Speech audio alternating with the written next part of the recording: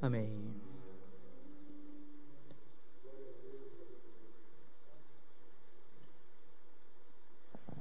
Eu gostaria de cumprimentar a todos os irmãos que estão nos assistindo agora pelas redes sociais, através do Facebook, através do WhatsApp, pelo Facebook e pelo YouTube, né? Pelo YouTube, com a paz gloriosa de nosso Senhor Jesus Cristo. Deus tem uma palavra para o seu coração. Agradeço ao nosso pastor presidente, pastor Eli, pela oportunidade de podermos estarmos juntos nessa noite, aqui neste santo lugar, nessa santa tribuna, para compartilharmos a palavra de Deus. Você que está nos assistindo, seja um evangelizador, seja um divulgador, há muitos irmãos assistindo aqui através da live. Compartilhe com alguém esse vídeo, compartilhe com alguém essa live, tanto no YouTube como no Facebook. Faça chegar a outros a mensagem da palavra de Deus. Você que tem a Bíblia Sagrada, abra por favor no Salmos de número 78, versículo de número 19. Salmos 78, versículo 19, diz assim: E falaram contra Deus, e disseram: Poderá Deus, porventura, preparar-nos uma mesa no deserto? O texto vai dizer assim: e falaram contra Deus. O que está acontecendo nos dias de hoje, irmãos? O que tem acontecido nesse ano que passou de 2020 e nesse ano que nós estamos de 2021? Será que é culpa de Deus? Quando começou a acontecer coisas lá atrás, no passado, com o povo de Israel, eles muitas vezes jogaram a culpa em Deus. E a minha pergunta nessa noite, para você que está assistindo ou irá assistir essa live depois, é: a culpa do que está acontecendo nos dias de hoje é de Deus? Ou será que Deus está tratando com o seu povo? Porque lá no passado, quando o povo errava, Deus tratava com o povo, não é? Deus tratava com o povo. E a pergunta é: será que Deus não está tratando com o povo nesses dias? Nós vemos o que aconteceu na Marquês de Sapucaí e em tantos outros lugares. As pessoas zombando de Deus, brincando com Deus. Israel não foi diferente. Israel, ele se afastou de Deus. Israel se distanciou do Senhor. Israel, naquela época, pecava e colocava a culpa em Deus. E a minha pergunta é: será que é diferente nos dias de hoje? Será que tem sido diferente? Mas o que me chama a atenção é que hoje, Deus, quando trata, que Ele quer corrigir, Ele trata com a igreja. Hoje Ele trata com a igreja. Hoje Ele trata, vamos dizer assim, com o CNPJ. Mas chegará um dia, irmão Elias, que Deus vai tratar, irmão Adalto, com o CPF. Hoje Ele trata com a igreja brasileira. Se a igreja pecou, Ele trata com as igrejas, Ele trata com os povos, Ele trata com as nações, Ele trata com as cidades. Mas naquele dia não será CNPJ, naquele dia será CPF. A Bíblia diz que cada um de nós dará conta de si mesmo a Deus. E a pergunta que Israel fez aqui, que eles fizeram ao Senhor é: poderá porventura Deus preparar uma mesa no meio do deserto? E a pergunta que às vezes nós fazemos em nossos dias hoje é diante de tantas dificuldades, porque Israel aqui estava em dificuldades. Poderá porventura Deus preparar uma mesa no deserto? E quem sabe você está perguntando aí, será que Deus pode restaurar o meu casamento? Será que em meio a tanta dificuldade Deus pode abrir uma porta de emprego? Será que Deus pode restaurar a minha empresa que está falindo? Será que Deus pode, diante de tanta situação, restaurar a minha saúde, restaurar os meus filhos que estão perdidos, afastados, distanciados, ou até mesmo nas drogas? Será que Deus pode fazer alguma coisa por mim? Eu quero te dizer, os tempos mudaram, as pessoas mudaram, mas o nosso Deus continua sendo o mesmo Deus. Ele não mudou. As pessoas mudam, os tempos mudam, mas Ele continua sendo Deus. Se nós nos voltarmos para Ele, Ele ainda está com as mãos estendidas. Irmãos, que essa pandemia possa nos ensinar que Ele continua no controle de tudo. Fugiu da mão da ONU, fugiu da mão dos governantes das nações, fugiu da mão das pessoas, mas continua na mão do nosso Deus. Aleluia. No livro de Augusto Cury, O Código da Inteligência da Alma, tem uma frase que me chama muita atenção, que diz: o homem inteligente, ele aprende com os erros. Aliás, um homem inteligente aprende com os erros, mas o homem sábio, ele aprende com os erros dos outros. A melhor maneira de nós aprendermos é com os erros dos outros.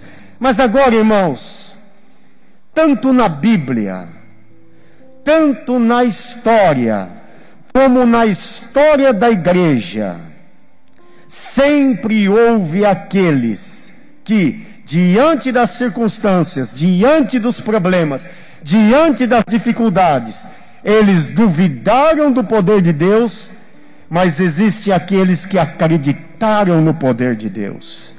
E a minha pergunta é: de qual grupo você está fazendo parte hoje? Diante dessas dificuldades, você continua crendo no poder de Deus, ou você está duvidando do poder de Deus? Você continua acreditando que Ele está no controle de tudo, ou acredita que nada mais vai dar certo? Sabe, irmãos, aquele que derrubou o gigante Golias foi aquele que acreditou no poder de Deus. Um exército inteiro achou que não tinha jeito, e um menino disse: quem é este circunciso filisteu para afrontar o exército do Deus vivo?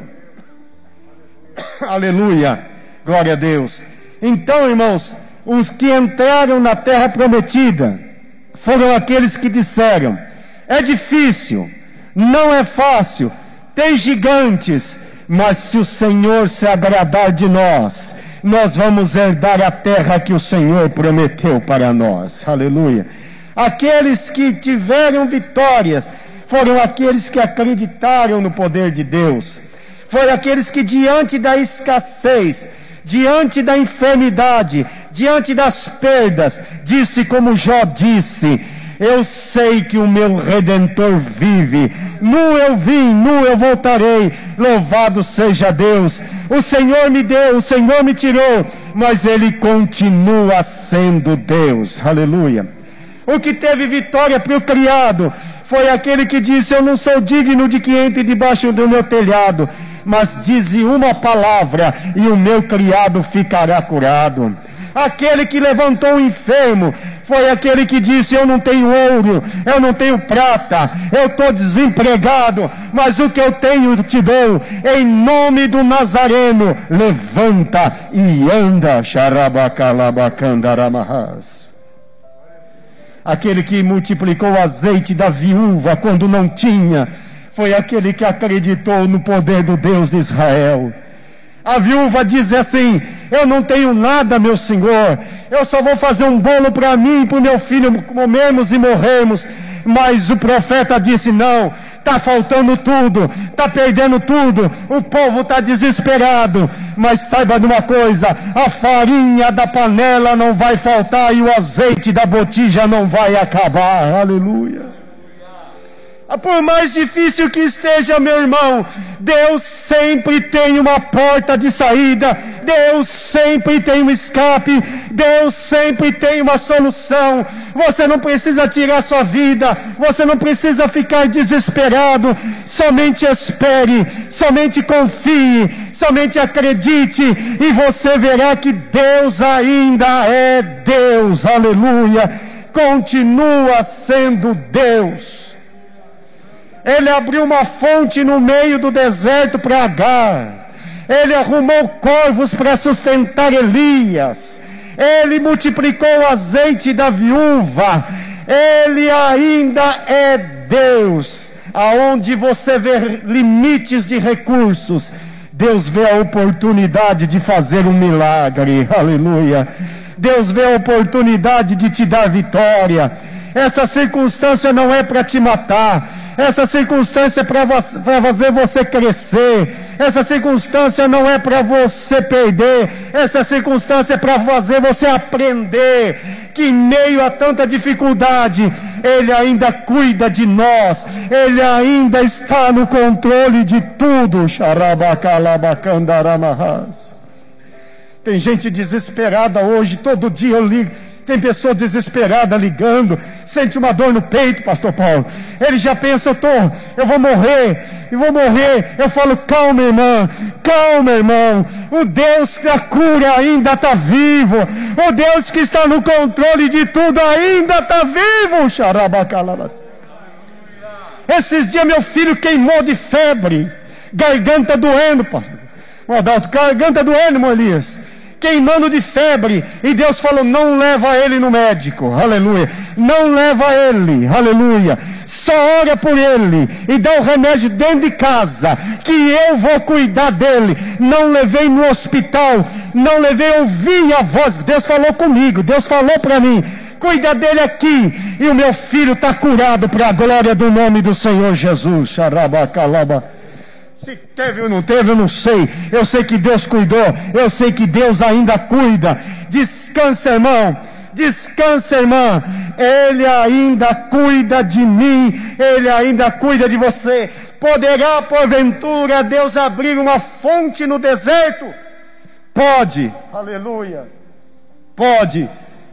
Eu já vi Deus fazer tanta coisa na minha vida. Eu vou duvidar agora? Se eu já vi Deus fazer tanto milagre, eu sei que você que está assistindo aí já viu também. Você vai duvidar agora do poder desse Deus? Ele ainda cuida. E eu tenho um versículo para você: se passares pelas águas, elas não te afogarão. Se passares pelo fogo, elas não te queimarão, e nem chama arderá em ti. Tome posse dessa palavra em nome de Jesus, e saiba que Ele cuida. Um dia a Bíblia vai dizer que 5.000 homens não tinham o que comer. 5.000 homens, fora mulheres e crianças. E a Bíblia diz mas que tinha alguém lá, aleluia, que tinha 5 pães e 2 peixinhos. A Bíblia fala que era peixe não, era peixinho. Se era peixinho não era grande. 5 pães e 2 peixinhos. Mas os 5 pães e 2 peixinhos alimentou 5.000 pessoas, e ainda sobraram 12 cestos. Jesus atravessa do outro lado do mar da Galileia, havia 4.000 que não tinham o que comer.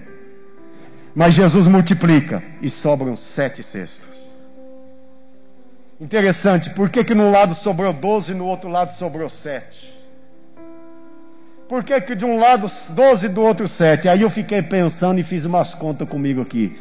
Do lado de cá era o lado de Israel, do lado de lá era o lado dos gentios, do lado de cá era o lado das 12 tribos, do lado de lá era 7 cidades de Decápolis, era 7 cidades do gentio, do lado de cá 12 tribos, do lado de lá 7 cidades, do lado de cá 12 cestos, do lado de lá 7 cestos. Sabe o que Jesus estava dizendo? Eu tenho um cesto para cada um de vocês. E sabe mais que ele estava dizendo? Eu tanto abençoo os gentios como eu abençoo os judeus. Não tem para mim, não tem judeu, não tem gentio. E nessa noite Deus está com a providência preparada para você. Tome posse dela em nome de Jesus. Xarabacalabacandaramaha.